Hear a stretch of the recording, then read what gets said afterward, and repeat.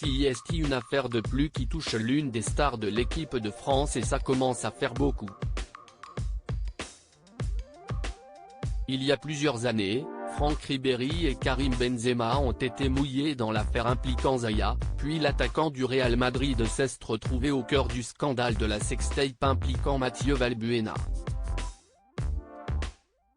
Alors que l'on pensait être tranquille à l'approche de la Coupe du Monde, une nouvelle histoire très médiatique a éclaté le 29 août dernier lorsque Mathias Pogba, le frère de la star des Bleus Paul Pogba s'est exprimé sur les réseaux sociaux. Un message très étrange dans lequel il annonce qu'il va bientôt faire des révélations explosives concernant son frère, ainsi que Kylian Mbappé.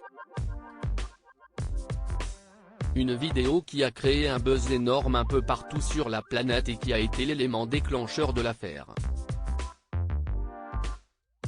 Depuis, Paul Pogba a affirmé être la victime dans cette histoire et une enquête a été ouverte pour extorsion en bande organisée et tentative de la part de la justice française. Le joueur de la Juventus Turin assure qu'il a été obligé de verser 100 000 € à ses maîtres chanteurs, qui lui réclamaient à l'origine 13 millions d'euros.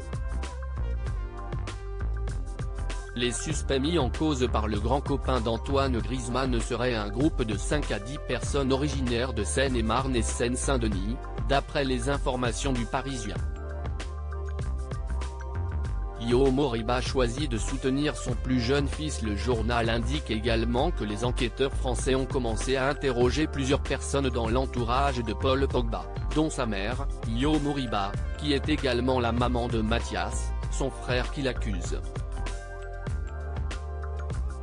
D'après les informations de nos confrères, la mère des deux footballeurs aurait témoigné en faveur de Paul Pogba, confirmant ses dires et allant donc à l'encontre de son autre fils, Mathias.